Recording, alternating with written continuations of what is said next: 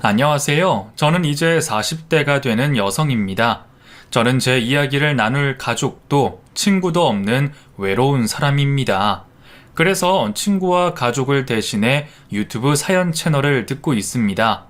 매번 듣기만 하다 이렇게 사연이라도 보내면 답답한 제 마음이 조금이나마 풀어질까 싶어 보냅니다.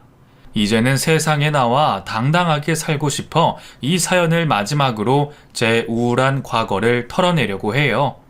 아마 두 번 다시는 말하지 않을 것 같은 이 사연을 잘 들어주시면 감사하겠습니다. 제 인생의 비극이 시작되기 전 저는 더할 나위 없이 행복한 어린 시절의 시간을 보내고 있었습니다. 할아버지가 시작하신 사업을 이어받아 경영해 오시던 아버지께서는 성공적으로 회사를 이끌어 가셨고 저희 가족은 덕분에 모자람 없이 풍요로운 삶을 지낼 수 있었습니다. 더욱이 저희 아버지께서는 당시 시대 분위기 속 무뚝뚝하고 일밖에 모르는 다른 아버지들과 달리 무척이나 자상하시고 가정적인 분이셨습니다. 아버지께서는 회사 일로 바쁘셨지만 항상 어머니와 저를 위해 조금이라도 더 많은 시간을 함께 보내려고 노력해 주셨어요. 일 때문에 가족들에게 신경 쓸 겨를이 없으실 텐데도 사업차 외국이나 지방으로 갈 상황이 생기면 항상 가족을 데리고 가실 만큼 가정에 충실한 분이셨죠.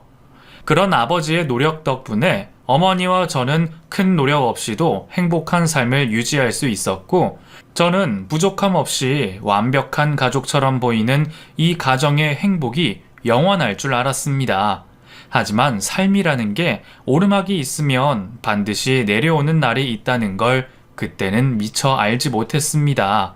거기다 행복하기만 했던 우리 가족에게 그런 비극적인 일이 닥칠 거라는 것은 더욱이 예상하지 못했죠. 앞에서도 이야기했듯이 아버지께서는 언제 어디서나 가족들과 함께하고 싶어 하셨습니다. 그러한 이유로 직접 운전대를 잡으시고 가족을 데리고 다니시는 적도 여러 번 있었습니다. 그날도 지방의 공장일 관련으로 아버지가 운전하는 차를 타고 다 같이 내려가게 된 우리는 아버지의 일정을 마친 뒤 주변 관광지를 돌아다니다 집으로 돌아가는 길이었어요. 평소와 다름없이 저는 뒷좌석에 앉아 관광 상품으로 사온 인형들을 가지고 홀로 놀고 있었고, 아버지와 어머니도 앞 좌석에서 다정히 이야기를 나누시고 계셨죠. 평소에도 차들이 많은 고속도로보다는 한적하고 경치도 둘러볼 수 있는 국도를 좋아하시던 아버지께서는 어린 저와 어머니에게 차 안에서도 더 넓은 세상의 볼거리를 보여주고 설명하시며 즐겁게 운전을 하고 계셨습니다. 아버지의 설명을 들으며 바다에 앉아있는 갈매기의 정신이 팔려 뒷유리까지 몸을 돌려보고 있던 저는 그 순간 큰 충격을 받으며 정신을 잃고 말았어요. 그 뒤로 드문드문 떠오르는 기억으로는 경찰관들과 소방관들이 섞여 굉장히 어수선한 분위기와 뒤집혀 있는 아버지의 차량이 기억이 나고 앰뷸런스에 실려 병원으로 가는 듯한 기억이 있습니다. 어린 나이에 저는 사고 당시의 충격으로 우리 가족에게 대체 무슨 일이 벌어지고 있는지도 모르고 있었어요. 병원에 도착해서야 정신을 차리고 몸의 통증을 느낄 수 있었던 저는 그제서야 겁에 질려 부모님을 찾기 시작했지만 주변 어디에도 부모님의 모습은 보이지 않았습니다. 그 뒤로 또다시 의식을 잃었던 제가 다시 정신을 차리고 눈을 뜨게 되었을 때에는 이미 수술이 끝나고 병실에 옮겨져 있을 때였습니다. 눈을 뜨자마자 다시 부모님을 찾았지만 제 옆에는 친척분들만 계셨고 어느 누구도 저희 부모님에 대한 이야기를 해주지 않으셨어요. 말 못할 사정이라도 있는 건지 저의 애원하는 물음에도 화제를 돌리며 말을 아끼셨죠. 결국 부모님을 찾다가 병원에서 처방한 안정제를 맞고 저는 잠이 들게 되었고 방심하신 어른들의 이야기를 잠결에 듣게 되었습니다. 사고 당시는 겨울이 지나가고 만연한 봄이 되었을 시기였는데 어쩐 일인지 갑작스럽게 눈이 오게 되었습니다. 그 전부터 시작된 꽃샘추위와 금방 내린 눈으로 도로 곳곳이 빙판길이 되어 있었죠. 급커브길에서 중심을 잃고 차량이 전복되며 이를 확인하지 못하고 뒤따라오던 차량들 간의 연쇄 추돌 사고가 벌어지게 된 것입니다. 급히 119 구조대가 출동하였지만 아버지께서는 사고 현장에서, 어머니께서는 저와 이송된 후에 병원에서 세상을 떠나시게 되었습니다. 자는 척하며 어른들의 이야기를 엿듣던 저는 그렇게 부모님의 사망 소식을 듣게 되었고 병원 이불을 덮고 숨죽여 슬퍼할 수밖에 없었습니다. 며칠 전까지 이 세상 그 어느 가족보다 행복하게 지내던 우리 가족이었는데 단 한순간의 사고로 이제는 제 곁에 더 이상 부모님이 계시지 않는다는 사실이 믿기지 않았습니다. 그렇게 저는 혼자서 부모님을 그리워하며 슬퍼하며 지냈습니다. 그러다 보니 이후 저에게 부모님의 사망 소식을 전하는 친척들의 말에도 크게 슬퍼하거나 동요하지 않았어요. 그렇다고 아직 한참 어린 제가 부모님의 죽음을 받아들이고 온전히 이해했던 것은 아니었습니다. 당시 제 주변에 제대로 된 어른들이 있었더라면 그런 제 모습을 눈치채고 부모님을 잃은 저를 보호하고 치료해 주었을 겁니다. 하지만 그런 역할을 해줘야 할 친척들은 부모님을 잃고 홀로 있는 제게 관심이 있기보다는 부모님이 돌아가시며 제가 물려받게 된 막대한 재산에만 관심이 있었죠. 누가 더 어린 저를 잘 보듬어 키워줄 수 있냐가 아니라 저를 돌봄으로써 자신들에게 떨어질 재산을 노리고 친척들 간에 다툼이 생기기 시작했습니다. 아무리 어린 저였지만 친척들의 그런 내막을 충분히 알아차릴 수 있었던 저는 겉으로는 아무것도 모르는 척하며 조용히 제 마음속에는 사람에 대한 불신을 키워가게 되었죠.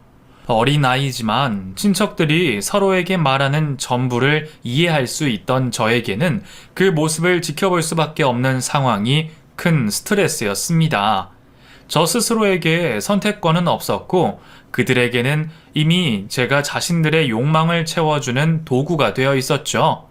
하지만 다행히 이전부터 아버지와 막역하게 지내시던 외국에 계신 아버지의 친구분께서 사고 소식을 듣고 한달음에 한국으로 들어오셨고 저의 후견인이 되심을 증명하시며 결국 돈을 가지고 다투던 친척들의 소동은 일단락될 수 있었습니다. 아버지가 돌아가신 와중에도 아버지가 저를 얼마나 사랑하고 많이 걱정하셨는지 알 수 있었습니다. 아버지도 하루아침에 이런 상황이 벌어질 거라는 생각은 하지 않으셨겠지만 혹시나 하는 상황을 걱정하시어 제가 혼자가 되었을 때 든든한 울타리가 생기도록 아버지 친구분을 제 후견인으로 지정해 두셨던 거였어요. 그제서야 저는 마음을 조금 놓게 되었습니다. 물론 이 와중에도 후견인인 아저씨가 남이라는 이유로 걸고 넘어지려는 친척들 때문에 아저씨가 고생을 하셨지만요. 그렇게 부모님을 잃고 저를 보호해줘야 하는 친척들을 대신하여 피 한 방울 섞이지 않은 아저씨께서 제 유일한 울타리가 되어주셨습니다. 아저씨는 아버지가 누구보다 믿으셨던 만큼 참 좋으신 분이셨습니다. 제가 가진 재산에는 관심도 없으셨고 오히려 상처를 가진 저를 늘 신경 써주시고 걱정하시면서 친자식들보다 더 많은 것을 해주셨죠. 부모님을 잃은 제 앞에서 재산에 욕심내는 친척들의 모습을 보면서 사람에 대한 지독한 불신이 생겼던 제가 그나마 지금처럼 다른 사람들과 어울리며 세상을 사는 것은 모두 다 그런 아저씨 사랑 때문일 겁니다. 하지만 세상에 그런 좋은 사람들만 있는 건 아니잖아요. 저에게 손을 내밀며 따뜻하게 다가오는 사람들을 의심하지 않았고 제가 겪게 된 일을 말한 적이 있었습니다. 저의 사연을 알게 된 사람들은 아저씨처럼 저를 위해주는 것이 아니라 다들 하나같이 저를 이용해 자신의 이득을 취하려 했어요. 그건 모두 아버지가 제게 남겨주신 유산 때문이었죠. 아버지를 탓하는 것은 아닙니다. 아버지가 우리 가족을 위해 얼마나 열심히 일해 오셨는지 잘 알고 있기 때문에 남겨주신 유산이 모두 아버지의 피땀이라고 생각했어요. 그리고 그 유산 덕분에 저는 부모님 없이도 남은 인생에 큰 어려움이 없이 지낼 수 있었고요. 하지만 나쁜 사람들은 돈 냄새를 어쩜 그렇게 기가 막히게 맡는 건지 제가 무슨 수를 써서 감추고 다닌다 한들 꼭 돈을 보고 제게 접근하는 사람들이 있었습니다. 그건 나이도 성별도 상관이 없었죠. 게다가 제가 아저씨 덕분에 안정적인 환경에서 지낼 수 있게 된 뒤에도 제 사정을 알고 있는 친척과 그의 지인들이 저를 찾아왔었으니까요. 로또에 당첨되어 시달리는 사람들이 이런 기분인가 싶었죠. 덕분에 친구 한 명 마음 편히 사귈 수 없었던 저는 성인이 되자마자 결심을 하게 되었습니다. 바로 제 이름과 존재를 지우고 새로운 이름으로 살아가겠다는 것이죠. 20살이 되어 독립을 선택한 저는 아저씨에게 그간의 은혜를 감사히 말씀드리며 새로운 곳에서 새로운 이름으로 새 출발을 하게 되었습니다. 그렇게 저는 아무도 모르는 나로 다시 태어나게 되었죠.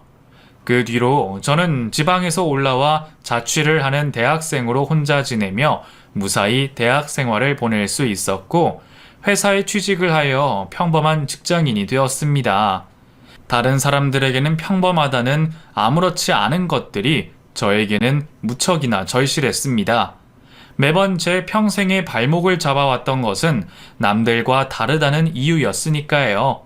제게는 제가 가진 많은 돈도 명예도 지위도 모든 것이 필요하지 않았습니다.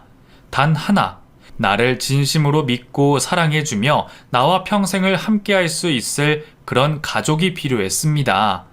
그렇지만 친구 한 명 제대로 사귈 수 없고 남을 쉽게 믿지 못하는 저에게 가족을 바라는 것은 꿈보다 거리가 먼 일이었습니다. 물론 개명까지 한 뒤에 저도 친구들을 사귀고 연락을 하는 지인들이 생겨났지만 그들에게 한 번도 제 본명과 상황을 말한 적은 없었습니다. 내게 아무 대가 없이 친절하게 다가오는 사람들을 속이고 솔직할 수 없다는 그 이유 때문에 저는 인간관계를 맺으면서도 늘 마음 한구석이 불편하고 죄스러웠어요. 그 죄책감 때문인지 정말로 서로의 마음을 터놓고 교감을 할 수 있는 사람은 없었습니다. 하지만 그런 저에게도 마음을 두드리는 사랑이 찾아오게 되었습니다. 그 사람은 새로 이사한 집의 이웃이었어요. 평소라면 이웃 간의 인사를 나누거나 알고 지내지는 않았을 텐데 그땐 정말 어쩔 수가 없었습니다. 제가 옆집 택배를 확인도 하지 않고 뜯어버렸기 때문입니다.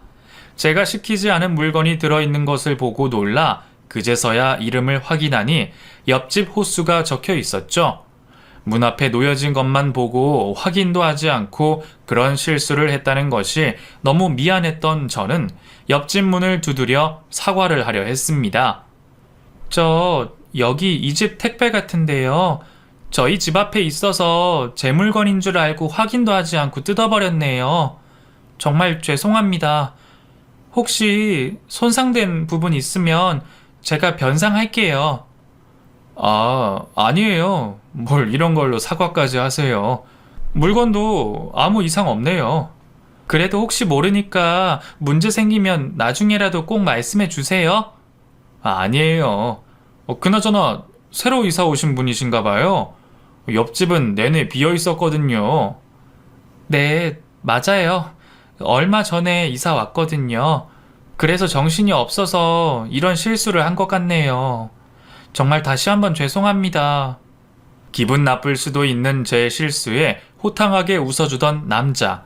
준형 씨의 첫인상은 나쁘지 않았습니다. 그렇게 제 실수로 인해서 안면을 튼 우리는 그 뒤로 마주칠 때마다 인사를 나눴고 가끔은 같이 엘리베이터를 타고 날씨나 안부를 묻기도 했어요. 그때까지만 해도 그 사람과 제가 깊은 인연이 될 줄은 몰랐죠. 그냥 요즘 보기 드물게 이웃에게 관심 많고 친절한 사람 정도로 생각했었습니다. 그런 제 생각과 달리 그 사람은 제게 다른 감정이 있었던 모양이에요.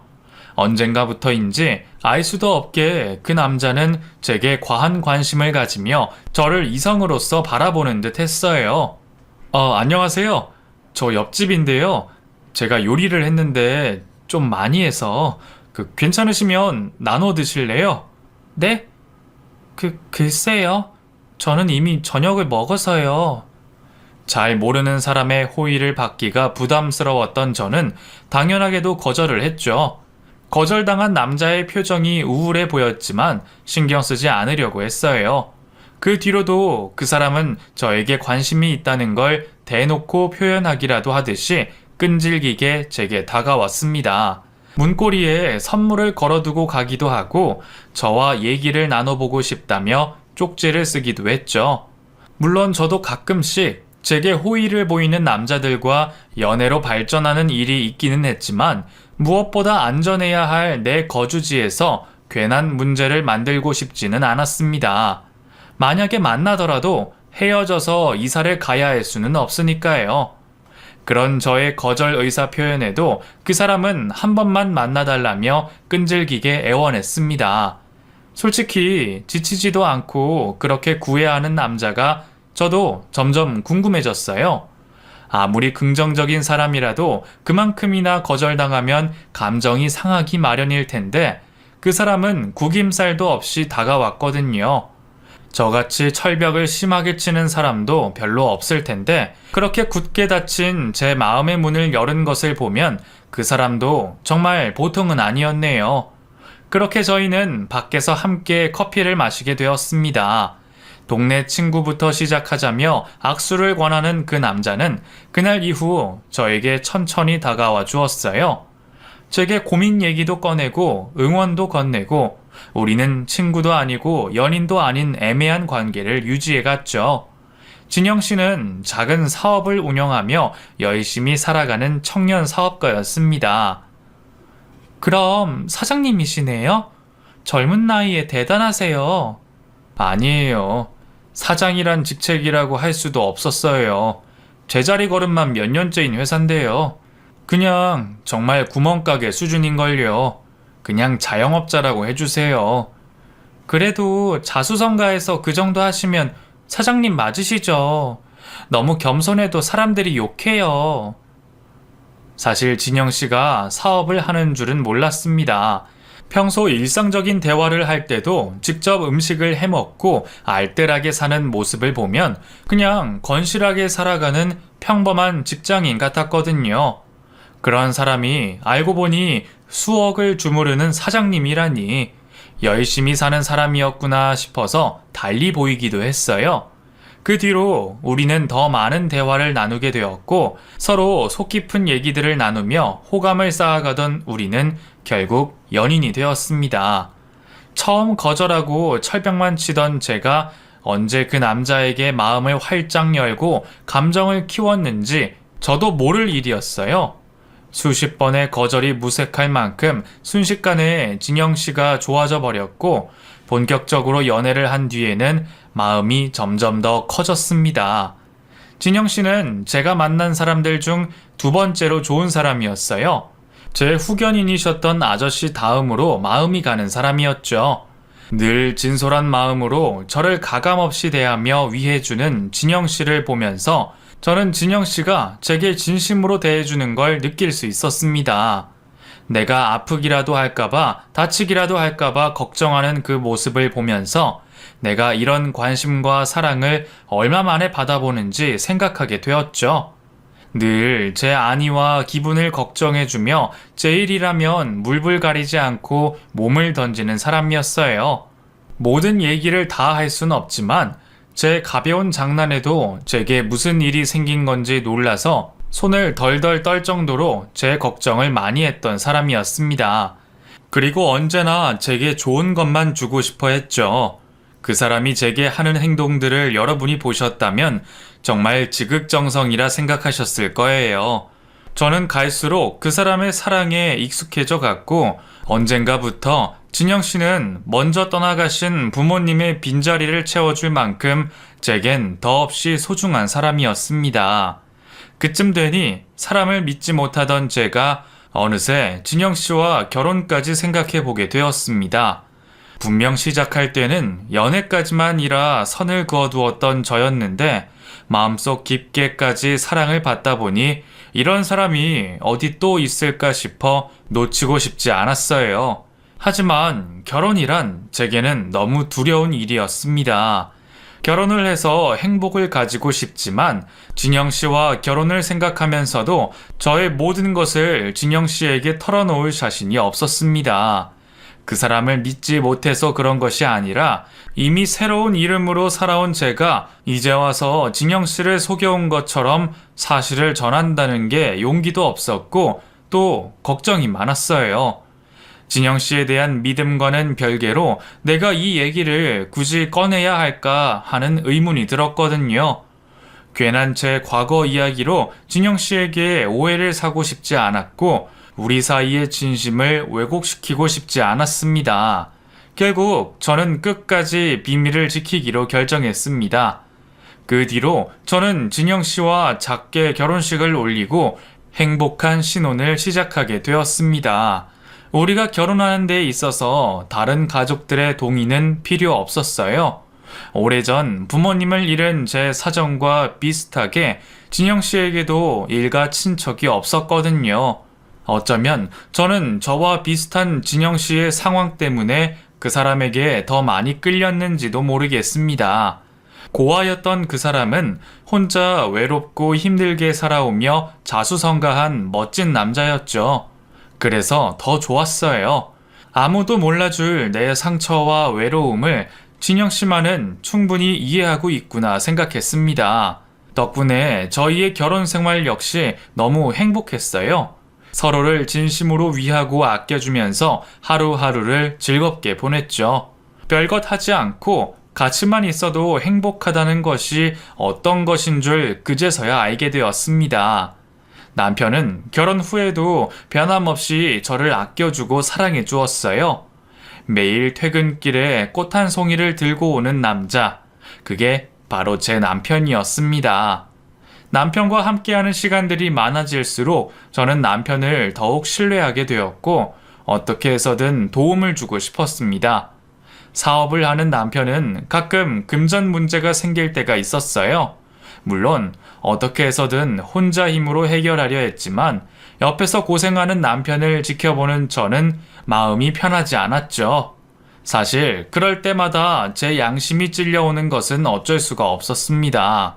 반대로 생각한다면 내가 도움이 필요한 상황에 남편이 도와줄 수 있으면서도 모른 척 한다는 것을 용서할 수가 있을까 생각했거든요. 하지만 그때까지도 저는 사실을 말할 용기를 낼 수가 없었습니다. 남편이 부모에게 버림받고 고아로 자란 것을 알게 된 후로는 혹시 나와 자신의 상황을 비교하며 내게 서운할까 싶어 더욱 그랬어요. 하지만 남편의 어려움을 지켜보는 것도 편하지는 않았습니다. 여보, 요즘 무슨 일 있어? 얼굴이 갈수록 안 좋아. 그냥 작은 문제 때문에 그렇지 뭐. 이번 투자도 어그러지면 정말 문 닫아야 될지도 모르겠어. 다 된 거였는데 그쪽에서 갑자기 이유도 없이 말을 바꿔버리니까 그동안 들인 돈이 얼만데 손해만 보게 생겼네. 다른 투자자들은 없어? 찾아보면 누구 하나는 있지 않을까? 글쎄, 투자자가 발렀다가 뺐다는 소문이 들리면 누구도 투자하려고 안 하지. 문제가 없다고 설명을 해봤자 믿어주지 않으니까. 그럼 이제 어떡해? 당신 내 걱정하는 거야? 미안해. 괜히 잘못도 없는 당신 걱정이나 시키고. 뭐 망하면 내가 막노동이라도 뛰어서 어떻게든 해볼 테니까 당신은 아무 걱정하지 말고 있어. 내가 다 알아서 할게. 투자자를 구하지 못해 어려워하는 남편을 지켜볼 수만 없던 저는 결국 뒤에서라도 몰래 남편을 돕기로 했습니다. 익명의 투자자를 자처하여 남편이 필요한 금액을 지원하게 되었죠. 여보, 정말 기적 같은 일이 생겼어. 나한테 갑자기 투자자가 생겼어. 정말? 너무 잘 됐다. 그 고마운 분이 누구야? 글쎄, 투자사를 통해서 투자를 해주시고 그분이 익명을 원하셔서 정확히 누군지는 모르지만 나한테는 정말 은인이시지. 이제 됐어. 여보, 우리 길바닥에 나 앉을 일은 없겠다. 진짜 다행이다. 누군지 모르지만 정말 고맙네. 다행이라며 그제서야 얼굴을 피는 남편을 보며 저도 마음이 좋아졌습니다. 사실 그동안 부모님 유산에 거의 손을 대지 않았던 저였기에 정말 이례적인 일이었지만 제 힘으로 남편을 도울 수 있었다는 게 너무 뿌듯했습니다. 기뻐하는 남편을 보면서 이래서 사람에게 돈이 필요한 거구나 하는 생각까지 들었죠. 그 뒤로도 저는 남편이 급한 돈이 필요할 때마다 대출을 받았다거나 익명의 투자자 뒤에 숨어 남편을 도와왔고 남편이 잘 되기만을 누구보다 바랬습니다. 하지만 그런 제 바람에도 남편에게 좋지 못한 일이 찾아왔어요. 어느 날 남편이 간암에 걸렸다는 사실을 듣게 된 거죠. 여보, 나 암이라고 하네. 이식밖에는 답이 없다고 해. 조금 빨리 발견했더라면 절제만으로 버틸 수 있었을까요? 하지만 남편은 이식이 필요할 만큼 급한 상황이었고 당장 기증자를 만나야만 했습니다. 하지만 장기 기증을 기다리는 사람들은 이미 너무 많았고 마땅한 기증자를 구하기도 어려웠어요. 여보, 어떡해. 왜 하필 당신한테 그런 일이 벌어진 거야? 여보, 너무 걱정하지 마. 그래도 이식을 받으면 살 수 있다고 하니까. 내가 어떻게든 방법을 구할 테니까 걱정하지 마. 나도 당신 두고는 못 죽어. 그러니까 우리 어떻게 해서든 방법을 찾아보자. 남편은 제게 방법이 있다고 말했습니다. 방법이 있기는 한데 이게 좀 불법적인 일이고 돈도 많이 든다고 해. 밖에서 돈을 주고 기증자를 구해오면 어떨까? 뭐? 밖에서? 얼마나 드는데? 근데 문제 없는 거 맞아? 혹시 사기당하거나 문제 있는 장기라 더 안 좋아지면 어떡해? 그래도 달리 방법이 없으니까. 글쎄. 돈 때문에 그래? 너무 많이 들어서? 뭐? 지금 돈이 문제겠어? 당신 살리는 게 먼저지? 그게 아니라 사실 나도 며칠 동안 혼자 많이 생각해보고 알아봤어. 우리 다른 곳에서 기증자를 찾을 게 아니라 내가 당신한테 해주면 안 될까? 물론 내가 여자라서 간이 작을 수도 있고 어려울 수도 있지만 영 방법이 없는 건 아니더라고. 건강관리 잘하고 체중 조절해서 가능한 경우도 종종 있더라고. 그러니까 우선 내가 병원에 가서 검사를 한번 받아볼게. 나랑 같이 병원 가보자. 여보, 그 말 진심이야? 간 이식 그렇게 쉽게 생각할 문제 아니야. 부작용이 엄청날 수도 있다고. 평생 약을 먹고 살아야 할지도 몰라. 아니면 수술하다가 죽으면 어떡해? 그럼 당신은 죽게 내버려 두라고? 어차피 나도 당신 없으면 살기 힘들어. 그리고 그깟 약 좀 평생 먹고 고생 좀 하면 어때? 그렇게 해서라도 당신 살기만 한다면 나는 괜찮아. 남편은 제가 그렇게까지 할 거라는 생각은 못했던 건지 한동안 말도 없이 큰 충격에 빠져 있었습니다. 그리고 저와 함께 병원을 가기 전에 혼자 병원을 다녀오기로 했죠. 그런데 병원을 다녀온 남편이 제게 믿을 수 없는 얘기를 전했습니다. 여보, 우리 더 이상 걱정 안 해도 돼. 나 간암 아니라고 해. 뭐? 그게 무슨 말이야? 간암이 아니라니. 나도 잘 모르겠는데 촬영할 때 뭐가 잘못됐는지 오진이었나 봐. 당신이 기증한다고 해서 다른 부작용은 없는지 다른 병원도 가서 알아보다 검사해서 알게 됐어. 아무튼 나 암도 아니고 간도 멀쩡하고 깨끗해. 아니, 어떻게 병원에서 그런 걸로 실수를 해? 미친 거 아니야? 그래, 나도 며칠 동안 걱정하고 고생한 거 생각하면 정말 고소라도 하고 싶은데 그래도 살았다는 게 다행이잖아. 그래서 나도 그냥 잊어버리려고. 나 지금 너무 행복하고 마치 다시 태어난 것 같은 기분이야. 다 당신 덕분이 아닐까 싶어. 그동안 내 걱정해줘서 너무 고맙고 미안해. 가끔 병원에서도 오진이 있다고 하지만 저에게 이런 일이 생길 줄은 몰랐습니다. 다행히 남편은 간암이 아니었습니다. 그동안 걱정하고 고민한 시간이 아까워 황당하기는 했지만 암이 아니라니 정말 다행이라 생각이 되었죠. 그 뒤로 남편은 정말 다시 태어난 사람처럼 더 활기차게 살아갔습니다. 그리고 저도 그런 남편을 보며 우리의 행복이 평생 이어지기만을 바랬어요. 하지만 어렸을 적 큰 사고를 겪고 늘 불행을 걱정하던 저는 여전히 마음을 놓을 수가 없었습니다. 결혼 3년 차. 이제는 우리도 서로 거리낄 게 없다 생각했는데 그쯤 믿었던 남편에게 제가 모르는 비밀이 생긴 듯 보였습니다. 그동안 남편의 사업 문제는 잘 몰랐지만 남편은 그런 제가 서운하지 않도록 늘 상황 설명을 해주곤 했었어요. 잘 될 때는 어떻게 잘 되고 어려울 때는 어떻게 어렵다고 말이에요. 그런데 그때 남편은 제게 뭔가 숨기는 것처럼 자기 얘기를 잘 하지 않았고 어딘가 쫓기는 것처럼 바빠 보였습니다.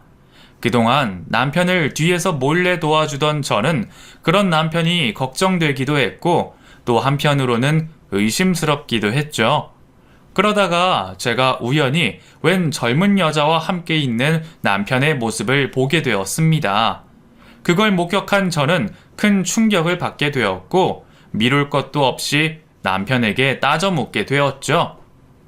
나 당신이 낮에 웬 여자랑 있는 거 봤어. 그 여자 뭐야? 당신 요즘 나한테 숨기고 말 안 하는 것도 너무 많고 나 자꾸 당신 의심스러워. 당신 설마 그 여자랑 바람이라도 피는 거야? 뭐? 아니야. 바람이라니 말도 안 돼. 내가 당신을 두고 무슨 바람을 피겠어.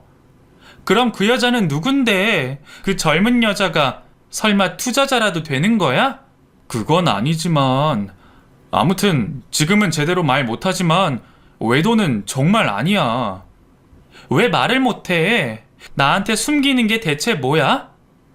혜수야, 나 한 번만 믿어주면 안 될까? 이전에 나는 의심하고 욕하더라도 지금의 나는 제발 믿어줘. 내가 나중에 꼭 다 얘기해 줄게. 나한테 사정이 좀 있어서 그래. 남편의 그 말이 의문스럽기는 했지만 당시에 저는 화가 나 있었던 탓에 그 깊은 의미를 알지는 못했어요. 그렇게 제가 남편을 의심하던 도중 청천벽력 같은 일이 벌어지고 말았습니다. 여기 병원입니다. 그 오진영 씨 가족 되십니까? 네, 제가 부인인데요. 무슨 일이시죠? 저희 남편한테 무슨 일이라도 생긴 건가요? 갑작스런 낯선 목소리의 전화에 저는 심장이 내려앉는 기분이었습니다. 비슷한 일을 겪은 탓인지 저도 모르게 왠지 전화벨이 울릴 때부터 불안했고 불안감은 현실이 되었습니다. 저는 남편이 교통사고로 병원에 실려갔다는 소식을 듣게 되었고 급히 병원으로 달려갔습니다. 병원에 도착해 하염없이 남편을 찾았고 저는 현장에서 즉사한 남편의 시신을 마주하게 되었습니다. 여보 제발 일어나 봐. 여보. 빗길에 가드레일을 받고 굴러떨어진 남편은 몇 시간 뒤에야 발견이 된 바람에 구조가 늦어졌다고 했습니다. 차량은 형태를 알아보기 어려울 정도로 찌그러져 있었고 처음 발견자는 그 모습이 너무 처참해서 안에 사람이 있는 줄도 몰랐다고 했어요. 사고가 얼마나 처참했던 건지 결국 남편은 아무런 손도 써보지 못하고 죽어버렸습니다. 다 제 잘못 같았어요. 남편을 의심하지 않고 싸우지 않았더라면 남편은 심적인 부담감을 가지고 있지 않았을 텐데 저의 괜한 의심으로 남편이 사고가 난 것 같아 자책을 하게 되었죠. 남편과 마지막 대화가 싸움으로 끝이 났다는 것이 죽을 만큼 고통스러웠습니다. 그쯤 되니 혹시나 내 옆에 있는 사람들은 다 그렇게 되는 것인지 내가 불행을 몰고 다니는 건 아닌지 싶어졌고 저는 스스로를 자책하게 되었습니다. 남편의 장례를 치르면서도 저 스스로에 대한 혐오가 커져갔습니다. 소중한 남편의 마지막 가는 길을 위로해줄 조문객마저 몇 없는 모습을 보며 제 삶에 대해 다시 한번 돌아보게 되었습니다. 이제는 모든 것이 덧없다고 생각이 들었고 남편의 장례를 마친 후 세상과 단절되어 꽁꽁 숨어 살고 싶었어요. 장례를 마친 저는 마치 무엇에 쫓기는 사람처럼 이 세상에서 저와 남편의 흔적을 지우려고 노력했습니다. 집 정리를 마치게 된 전 마지막 남은 남편의 사무실로 향하게 되었죠. 남편의 사무실을 정리하면서 이곳에서 열심히 일했을 남편을 생각하게 되었습니다. 물건 하나하나에 남편의 숨결이 남아있는 듯 하여 가슴이 미어지게 아팠습니다. 그렇게 죽은 남편을 추억하며 정리를 하던 도중 서랍에서 편지 하나를 발견하게 되었어요.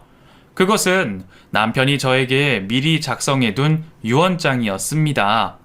첫 대목을 보며 유언장임을 알게 된 저는 혼란스러웠습니다. 마치 자신의 사고를 예견이라도 한 것처럼 미리 유언장을 써놨다는 것을 믿을 수가 없었죠. 제가 알지 못하는 내용들이 잔뜩 적혀 있어 다 이해하기 힘들었지만 남편이 저에게 이 유언장으로 말하고자 하는 바는 알 수 있었습니다. 내 말대로 하면 넌 살 수 있어. 어떤 이유에서든 남편은 편지의 내용대로 행동해야 제가 자신 없이도 삶을 이어갈 수 있을 거라며 경고를 해주고 있었어요. 그리고 저에게 그 유언장과 USB를 챙겨 경찰서로 가라고 하고 있었죠. 제가 먼저 확인해 보려 했지만 비밀번호가 걸려 있어 확인할 수가 없었습니다.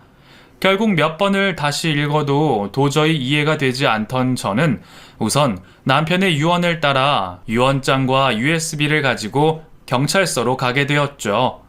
유언장에 적혀 있는 내용을 따라 경찰서의 한 형사분을 찾아간 저는 남편의 이름을 말하고 유언장과 함께 USB를 넘겨주게 되었습니다. 의심스러운 눈초리로 저를 본 형사는 잠시만 기다려 달라며 자리를 안내해 주었고 잠시 자리를 떠났습니다. 도저히 예측할 수 없는 상황에 정신이 없던 저는 초조하게 기다리며 불안한 심정으로 자리를 지키고 있었어요. 얼마의 시간이 지나고 다시 돌아온 형사는 저에게 증인 보호 요청을 해야 한다고 했습니다. 피해자들이나 할 법한 증인 보호 신청을 얘기하는 형사를 보며 저는 무언가 심상치 않은 상황임을 느꼈습니다. 그리고 그 형사님은 제가 몰랐던 제 남편에 관련된 믿을 수 없는 진실을 이야기해 주었습니다. 제가 착실한 사업가로 알고 있던 남편의 본 모습은 사실 한 사기 조직의 일원이었습니다. 그것도 단순히 지시를 따르는 말단 조직원이 아닌 직접 범죄를 계획하고 지시를 내리는 사람이었죠. 제가 개명을 하기 전 알게 된 지인을 통해 제 과거를 알고 있던 남편은 제 본명과 제 과거사를 다 알고 있었고 애초에 저의 재산을 노릴 목적으로 접근을 한 것이었습니다. 사업을 운영하고 있다는 회사는 페이퍼 컴퍼니였고 저와 다른 피해자들에게 받은 돈으로 불법을 저지르며 그동안 큰 돈을 번 것처럼 저를 속여왔던 것입니다. 제 앞에서 일부러 힘들다는 얘기를 흘렸고 그렇게 익명의 투자자가 저인 것을 알면서도 모른 척하며 계속 돈을 갈취한 것이었죠. 그러다 결국에는 자신의 암을 미끼로 큰 돈을 받아내어 제 곁을 떠나려고 했던 겁니다. 나중에 제가 사실을 알게 되더라도 제가 어떻게든 남편의 불법적인 행동에 가담을 하게 되었기에 제가 경찰에 신고하기 힘든 것까지 모두 예상을 하고 계획한 범죄였어요. 하지만 저와의 결혼 생활을 했던 남편에게 심경의 변화가 있었던 거죠. 속고 있는 줄도 모르고 남편을 위하는 제 진심을 느끼던 남편은 결정적으로 위험을 무릅쓰고도 남편에게 장기를 이식해 주려는 저를 보고 결국 마음을 돌리게 되었던 겁니다. 그래서 저와 다시 새 출발을 하고 싶었나 봅니다. 그제서야 앞으로는 몰라도 지금은 믿어달라는 남편의 말이 생각났어요. 하지만 범죄자에게 행복한 결말이 있을 수 없죠. 지금까지 자신이 몸담았던 일을 털고 저와 새로운 삶을 살고자 했던 남편의 계획은 이루어질 수 없었습니다. 지금까지 남에게 입힌 피해들과 벌려놓았던 잘못들로 인해서 발목을 잡혀버리고 만 거죠. 남편이 변한 낌새를 알아차린 사기꾼들은 혹시 남편이 조직을 배신이라도 할까 싶어 저를 인질 삼아 남편에게 계속 협박을 했다고 합니다. 저를 약점 잡아 어쩔 수가 없었고 남편은 그제서야 자신이 새로운 삶을 시작하기에는 너무 많은 죄를 지었다는 것을 느끼게 되었나 봐요. 아무것도 모르는 자신만을 믿고 있는 저에게 조금이라도 피해를 덜 주고 싶었던 남편은 자신만의 방법으로 이 모든 일을 해결하기로 마음먹었습니다. 그때가 남편이 한창 일로 바쁘다며 저를 소홀히 하고 다른 여자를 만나는 모습을 들켜 저와 갈등했을 때였던 것 같습니다. 저에게 피해가 최소화하려면 단 한 명의 조직원도 빠짐없이 잡아야 했던 것을 알았던 남편은 스스로를 희생하여 남은 범죄자들을 정리하려 했습니다. 그리고 저 몰래 그런 유서와 USB를 만들어 두고 제가 찾아간 그 형사님과 일을 정리하고 있었죠. 그러던 중에 사고가 벌어졌고 제가 유서를 발견하게 되었던 겁니다. 남편이 사고가 난 건지 아니면 조직원들에게 당한 것인지 극단적 선택을 한 것인지 정확히 알 수는 없지만 아무래도 남편 역시 자신의 비참한 말로를 예상했던 게 아닐까 생각합니다. 형사님은 남편의 사정을 모두 알고 있었고 제가 들고 간 그 USB 증거들로 남편의 마지막 목표를 이루어 주셨어요. 그곳에 그 조직원들의 자세한 신원과 위치 등등 수사에 직접적으로 필요한 자료들이 있었고 지난 수사들 중에 법망을 빠져나간 증거들과 피해자와 피해 금액의 목록들이 적혀 있었어요. 그것 덕분에 수사에 진전이 있을 수가 있었습니다.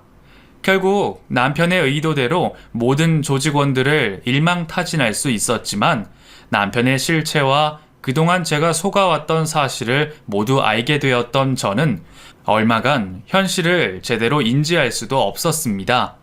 남편과 지냈던 모든 시간이 무엇이 진실이고 거짓인지 구별할 수 없었어요.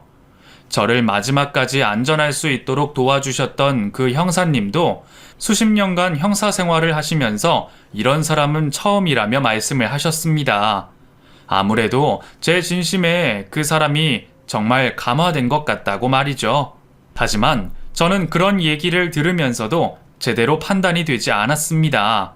남아있는 편지만으로는 남편의 생각 전부를 알 수가 없었어요.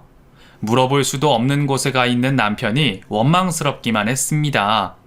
어떠한 결론도 내릴 수 없던 저는 우선 예전과 같이 모든 것을 정리하고 저 혼자만의 시간을 가지기로 했어요. 비록 아직도 남편의 마음을 정확하게 알 수는 없지만 마지막 자신을 희생하면서까지 행동한 이유는 제가 잘 살기를 바랬다고 생각합니다. 코로나와 맞물려 긴 혼자만의 시간을 가지게 된 저는 이전의 저의 모습과 달리 세상 사람들과 어울리며 잘 살아보려고 마음먹고 있어요. 너무 피해망상적인 저 스스로를 고쳐보려고 합니다. 앞으로 어떤 삶이 기다리고 있을지는 예측할 수 없지만 누구도 믿지 못할 일을 겪은 저로서는 모든 걸 감당할 수 있으리라 믿고 있습니다. 이제는 사라지게 될 지금의 저의 모습을 이번 사연으로 훌훌 털어내고 새 출발하려고 합니다. 여러분께서도 그런 저에게 많은 응원을 부탁드리겠습니다. 읽어주셔서 감사합니다. 부디 좋은 일만 가득하시길 바라겠습니다. 감사합니다.